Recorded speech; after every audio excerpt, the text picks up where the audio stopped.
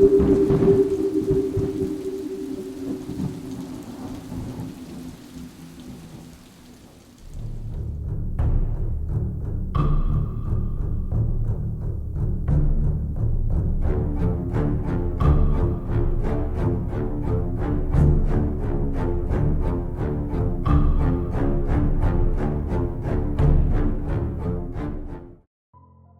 not sure what will happen to me after I blow the whistle on this.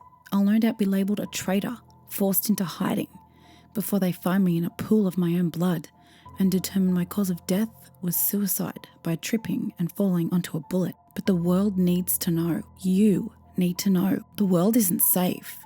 I'm not talking about some ancient alien beast that can devour a man whole. That's too simple for the way this thing works.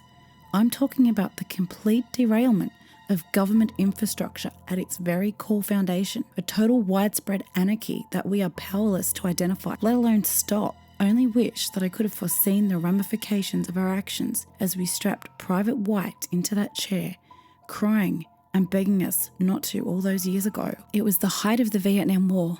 The US, for all our bloat and bluster, was taking heavy casualties by the North Vietnamese army, as well as the insurgent forces of the Viet Cong.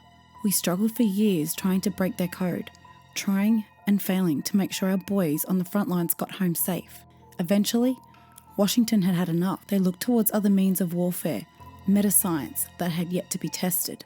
That's where they found me. I was contracted to find a way to modify a soldier's skin cells in such a way to allow them to blend in with their natural surroundings. Like a chameleon, the soldier would end up adapting to their natural pigmentation of their environment at will. The thought was that if we could have someone close to the areas that we suspected the enemy to be, they would be able to relay movements back to the commanders, who would position and deploy troops accordingly. I hastily accepted the contract, partially out of national pride and wanting to see the young men ripped from their homes return more or less in the same state in which they had left. The large sum of research money didn't hurt to open my eyes to the project either. We travelled to the forests of Kentucky, about 100 miles outside of Fort Knox. There, the Pentagon had set up a base of operations for us. We started by surveying the local rank and file of our location. We probed medical files, looking for soldiers that no one would miss, troublemakers that didn't fit in, conscientious objectors, an orphan or single child with deceased parents that no one would come looking for should this project go awry. Eventually, we found a group of 10 unwilling and unknowing subjects. They had been assigned to us under the pretenses of an advanced medical screening. I didn't bother learning their names in the early stages of testing. With the amount of chemicals and stimulation we were going to be putting them through, I had surmised that no more than 2 were going to make it out of the trial stage alive. I was happy to be wrong on that account, as after 2 months, we had 3 subjects still standing. There was Lieutenant Erickson, a well-built man of about 30. He had just finished his medical degree when he commissioned and took post as a medic with the local regiment here. Sergeant Morris was a strong African-American man enlisting out of an orphanage in '62. He was here as a point of pride, as his subordinate, a meek and malnourished Private White, had been assigned here as well. White was a short boy, no more than 18 years old, a conscientious objector from Minnesota. He was ostracized by his peers, assigned the post of a glorified janitor. He was hardly going to be missed. I still remember the day that we had begun our first full run. It was overcast the whole week prior, but today a dark ocean of clouds formed on the horizon. A thunderstorm and flash flood warning was in effect. The guard detail with us took precautionary measures, sealing us inside of our research lab with a thick iron door. I didn't know it then, but this complex would soon become a tomb. Whatever bravado that had ensconced the soldiers' faces at the start of the trials had faded long ago. Seeing your compatriots scream and thrash as vicious chemicals were glazed onto their subdermis will evoke that emotion in a man. Yet somehow the trio persevered, cursing at us with an unending barrage of swears and insults as we walked into the room. Now, I said, as I walked over, checking the vitals of Morris. His dark skin had begun to turn translucent. The blue veins that had hid under the skin were in full view as they wrapped around the muscle. I watched as he tried to lash out at me, causing the restraints that we had put them in to creak. "You piece of shit, let us out! This is illegal! You'll fucking fry for this!" he spat at me. I could see the fibres of the muscle stretch and tear slightly at their own power, another side effect of the experiment. He didn't feel a thing. We had numbed the pain sensors of the brain a few days prior. A little reward for making it this far. Careful now, though you can't feel it, You are under extreme bodily stress. This should take some of the tension off, I said as I injected him with a powerful horse tranquilizer. The amount we were using was enough to kill a man twice over, but to them, it felt more like a shot of morphine. I walked over to Erickson next. On the outside, he was about the same as the man prior, though personality-wise, was the complete opposite of Morris. He looked at me silently with his glassy, regretful eyes as I checked his vitals and marked them on my sheet. White was the last one I checked. It was interesting watching him transform the most, if I'm being honest. When he was first brought in and strapped down, he wept. He kept telling us that he was sorry for whatever we thought he did, that he would be better. He begged us not to do whatever we were going to do to him. Naturally, we ignored his calls of mercy. I believe it was then that the first seed of homicidal intent began to take root in his brain, a seed that we carefully and unknowingly cultivated over the span of several months. Looking back, as I stood there next to him, I didn't know that he would become the monster I feared so much, but I knew I had created one all the same. Out of the three, he had shown the most promising advancement. His entire being was near translucent, not just his skin. I could nearly see the table he was strapped to through his stomach if I stared long enough. The only thing that stood out was his mouth. We were still working on making the teeth clear, so I got to see every one of them through the cheek as he spoke. You know, Doc. He began speaking in a calm, raspy, monotone voice. The second I get out of this, I'm going to kill you. I'm going to tear your spine out from your back and play jump rope with it. I'm going to rip your jaw from its socket and use it for an ashtray. I'm going to make you regret the day you were ever born. Then, I'll do the same to everyone you have ever cared for. That's a promise. Something about his tone made me sure that he meant it, yet I still paid it no mind.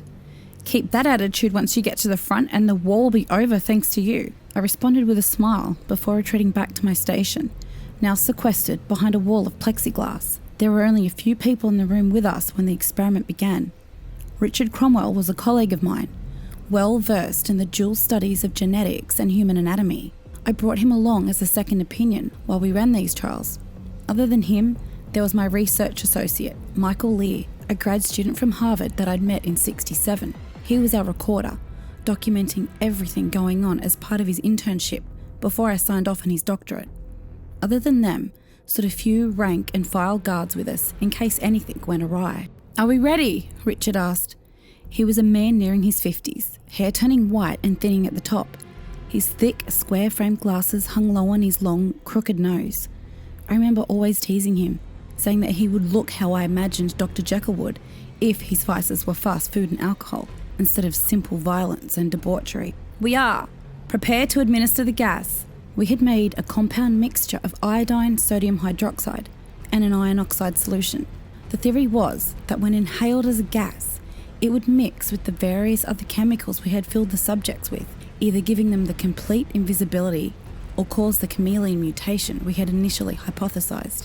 Either outcome was advantageous as far as I was concerned. "Gas ready to be administered, Doctor," Michael said, turning to me. He was a tall man, around 6'2" and skinny as a beanpole. His long black hair was often kept back in a ponytail, which I had often chastised him about cutting. That type of appearance had no purpose in the field of science. "Very well, begin the experiment." I watched as thick blue smoke began to envelop the room. "Turn on vital monitoring," I said, turning to Richard, who turned a knob on the board in front of us, bringing up 3 distinct EKG monitors on the screen to the right of us. Now we watched and waited. We heard the screaming after a few minutes. Regardless of the drugs, of how numb they had become to the pain, the subjects were letting out loud cries of agony. The heart rate spiked dramatically, blood pressure beginning to drop. Then the thrashing began. Sounds of the tables being tossed on their sides. I looked over at Michael. The poor boy looked panic-stricken as he tried to reach for the turn-off valve. "Sir, we have to stop this. The subjects are dying." My hand instinctively reached up and gripped his wrist, tossing it away.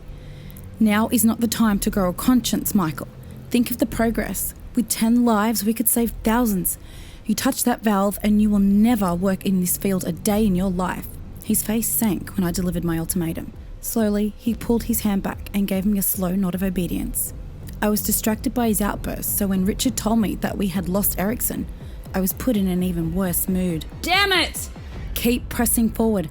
30 more seconds, then shut off the valve and be ready for examination. I turned to the vitals monitor. Erickson had flatlined completely. Morris's heart rate was steadily rising. His adrenaline must have been kicking in. That or his voice had gone out as his screams became ever increasingly muted. It was when I looked over at White's that I gave pause. His heart rate wasn't rising. It had barely moved. All his vitals looked like a man at rest. It was as I looked at the monitor that I began to hear something cut through Morris's cries of anguish. It was White. He wasn't screaming. He wasn't crying either. No, the man was laughing with a hysterical, maniacal tone. It chilled me to my very core as my hand slowly and shakily went to the shut-off valve. "Morris is gone too," Richard exclaimed as my eyes remained fixed on White's monitor. I glanced for a moment at the screen, to the window, to my hellish creation. I slammed the gas valve shut and waited in disturbed silence. We all did. We stood there for minutes being tortured by White's incessant cackling. Eventually, the smoke cleared and I got a glimpse at the terror unleashed by my hand. 2 of the tables had been bent at odd angles, tossed like a child's plaything around the room. Erickson and Morris lay there dead.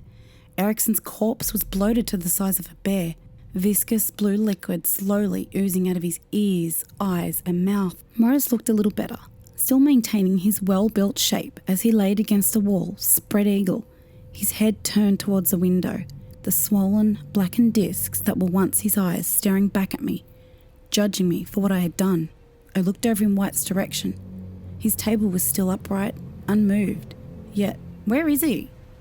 Where the hell is White? Richard let out a cry as we all realised the same conclusion. His mouth was gone. His restraints snapped. We tried scanning the room, but our vision was blocked by a thick white mist that clung tightly to his table, a single strand stretching high to the ceiling. "Turn the fans on!" I demanded. "We need to clear this mist before going in. It's no doubt toxic to us." "Sir," Michael piped up, looking meek and fearful. "The fans have been on." It was then I heard the laughter again. It started softly, annoyingly low, like a fly buzzing in my ear. Then it became louder and louder. So loud to the point that it felt like White's maniacal laughter was permeating through every inch of the complex. "Find him!" I shouted, struggling to see as the mist began to grow and twist itself into a long, single strand.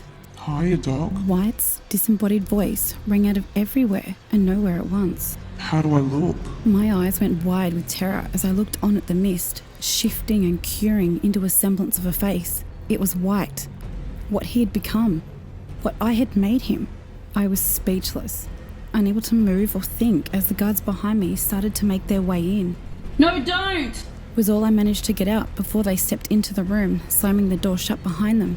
Instantly, they were set upon by the mist. It shoved itself into the man's nostrils as he screamed in both pain and terror. I watched as his body thrashed and twitched, heard his bones being broken, watching them poke against the skin and around his face as White ravaged his insides. After a moment, the man stood there still and lifeless. The other guard approached his comrade before the man grabbed him and with tremendous strength jerked his head 90 degrees backwards. His spine showed through his skin as he was hurled against a wall by White, his body hitting the concrete with a meaty thwack before falling to the ground in a small pool of his own blood. I watched in horror as White, now completely in control of the guard, walked in front of the window and looked at me. I stood still in terror. Richard and Michael rushed to the exit, trying in a vain attempt to be let out, but it did no good. We were locked in here for our safety. "Knock, knock." The guard's voice echoed out shakily and unnatural in its pitch before he shoved his fist through the plexiglass. The last image that I saw before passing out was him shattering the glass entirely, jumping inside the room and grabbing me, all the while looking at me with that crazed smile. It was a few hours before I woke up. Save for the subjects in the other room, as well as the guard, I was alone. It took me a moment to get my bearings and remember where I was. Once I did, I quickly rushed to the exit. Thankfully, the storm must have passed as the door was unlocked. I made haste to the parking lot, looking around and seeing the now empty complex. For whatever reason, it was a ghost town. No guards, no researchers, just a small abandoned base in the middle of the woods. I got in my car and drove off, never looking back. It's been 45 years since that day, and I have lived each and every one like it's been my last, as it very well could be. In closing, I wish for you to know 2 things. 1, there is something out there, something intangible and evil, something that was the creation of a man driven by greed and an unchecked lust for knowledge. It can't be tamed or killed in any way, shape or form. I don't know what it was that Private White turned into that day, but I know on that day, in 1969, they killed 3 men and gave birth to 1 monster. The second thing that I want you to know, to keep dear to your heart and have burned into your soul, is that I kept my promise to the good doctor. If you enjoyed tonight's video, please gut punch that like button and don't forget to turn on bell notifications. That way you can hear my rugged Australian accent read more scary stories. See you next time.